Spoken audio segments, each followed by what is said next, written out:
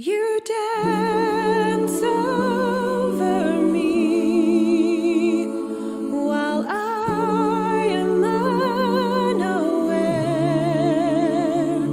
You sing all around, but I never hear a sound. Lord, I'm amazed by you. Lord, I'm amazed by you. Lord, I'm amazed by you. How you love me. How you love me. You dance over me while I am unaware. You sing all around, but I never hear a sound. Lord, I'm amazed by you. Lord, I'm amazed by you. Lord, I'm amazed by you. How you love me. Oh, Lord, I'm amazed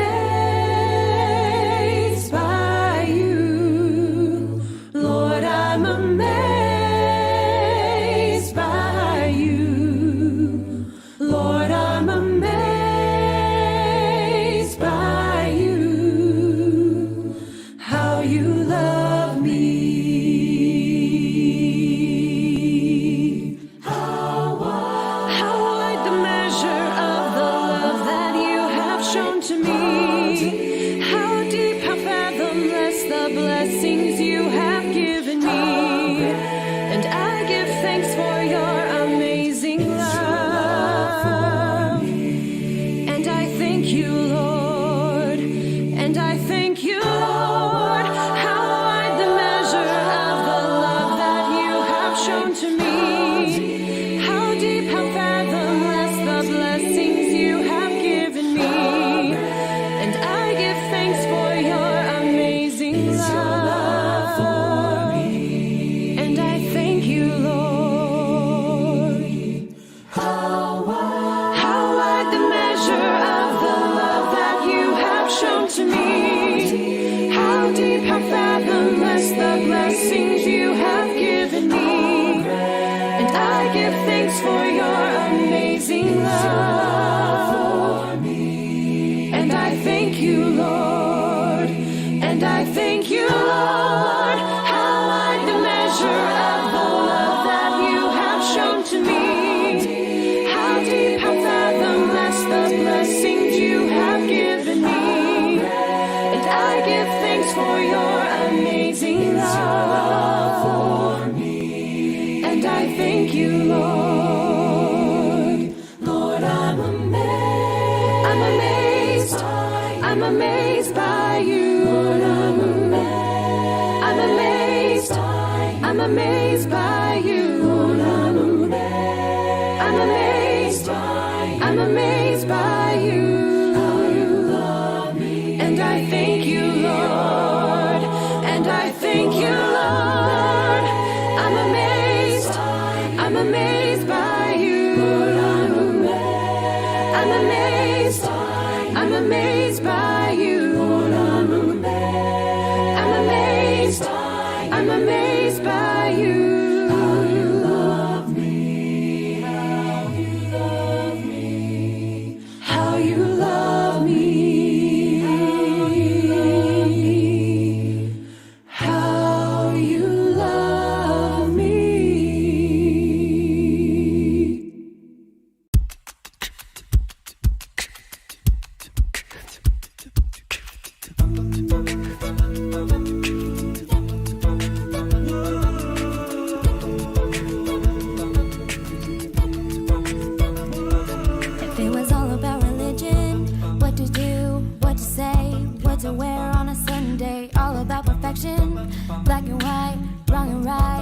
never great, well, I never make it. I'd never be good enough. I try to walk the line, pray that I'd find something that I knew was real. Begin to realize. Well, good evening, Lufkin Central and online worship community. Jason Hollinger, the campus and community minister here. And hey, do you anticipate a future that is better than the present? You know what?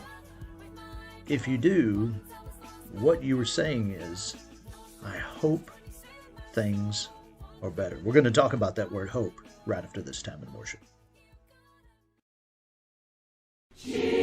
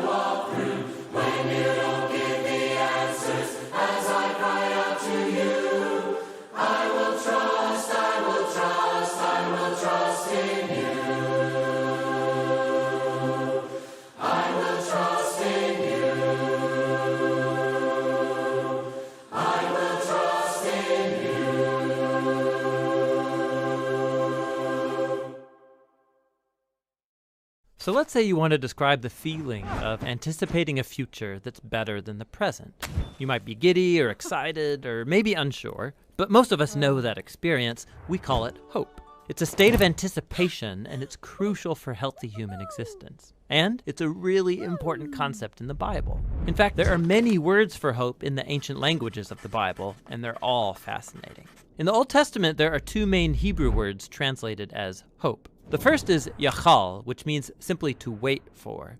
Like in the story of Noah and the ark, as the flood waters recede, Noah had to yachal for weeks. The other Hebrew word is kavah, which also means to wait. It's related to the Hebrew word kav, which means cord. When you pull a kav tight, you produce a state of tension until there's release. That's kavah, the feeling of tension and expectation while you wait for something to happen. The prophet Isaiah depicts God as a farmer who plants vines and kavahs for good grapes. Or the prophet Micah talks about farmers who both kavah and yachal for morning dew to give moisture to the land.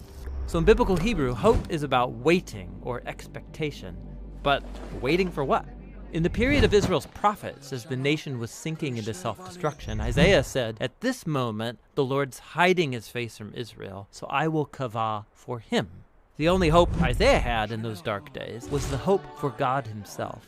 You find this same notion of hope all over the book of Psalms, where these words appear over 40 times. In almost every case, what people are waiting for is God. Like in Psalm 130, the poet cries out from a pit of despair, "I kavah for the Lord, let Israel yachal for the Lord, because he's loyal and will redeem Israel from its sins." Biblical hope is based on a person, which makes it different from optimism. Optimism is about choosing to see in any situation how circumstances could work out for the best. But biblical hope is not focused on circumstances. In fact, hopeful people in the Bible often recognize there's no evidence things will get better, but you choose hope anyway. Like the prophet Hosea, he lived in a dark time when Israel was being oppressed by foreign empires, and he chose hope when he said God could turn this valley of trouble into a door of hope, like the day when Israel came up from the land of Egypt. God had surprised his people with redemption back in the days of the Exodus, and he could do so again. So it's God's past faithfulness that motivates hope for the future. You look forward by looking backward, trusting in nothing other than God's character. It's like the poet of Psalm 39 who says, "And now, O Lord, what else can I kavah for? You are my yachal." In the New Testament, the earliest followers of Jesus cultivated the similar habit of hope. They believed that Jesus' life, death, and resurrection was God's surprising response to our slavery to evil and death. The empty tomb opened up a new door of hope, and they used the Greek word elpis to describe this anticipation. The Apostle Peter said that Jesus' resurrection opened up a living hope, that people can be reborn, to become new and different kinds of humans. More than once, the Apostle Paul says the good news about Jesus announces the elpis of glory. In both cases, this elpis is based on a person, the risen Jesus, who has overcome death. And this hope wasn't just for humans. The apostles believed that what happened to Jesus in the resurrection was a foretaste of what God had planned for the whole universe. In Paul's words, it's a hope that creation itself will be liberated from slavery to corruption into freedom when God's children are glorified. So Christian hope is bold, waiting for humanity and the whole universe to be rescued from evil and death. And some would say it's crazy, and maybe it is. But biblical hope isn't optimism based on the odds. It's a choice to wait for God to bring about a future that's as surprising as a crucified man rising from the dead. Christian hope looks back to the risen Jesus in order to look forward. And so we wait. That's what the biblical words for hope are all about. Well, I want to thank you for joining us tonight. And tomorrow morning, you can watch live or later Jesus and Coffee starting at 7 a.m. We're going to be looking at Philippians chapter 4, verses 12 through 13. And then tomorrow night in our evening devotional, we're going to talk about peace. Peace. And then we will finish our week of evening devotionals on Saturday night, where we will be talking about the word love, that agape love. Thank you again for joining us tonight. Pray that you have a great night, and God bless. I've been carried by you all my life. Everything rides on hope now. Everything rides on faith somehow. When the world has broken me down, your love sets me free. And when my life is like a storm, rising waters, all I want is the shore. You say I'll be okay, I'll make it through the rain. You are my shelter from the storm. Whoa. Everything rides on hope now. Everything rides on faith somehow. When the world has broken me down, your love sets me free.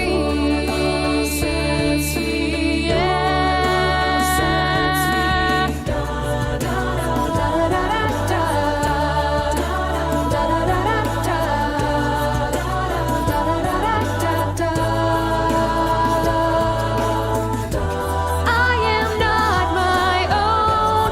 I've been carried by you all my life. Everything rides on hope now. Everything rides on faith somehow. When the world has broken me down, your love sets me free. Everything rides on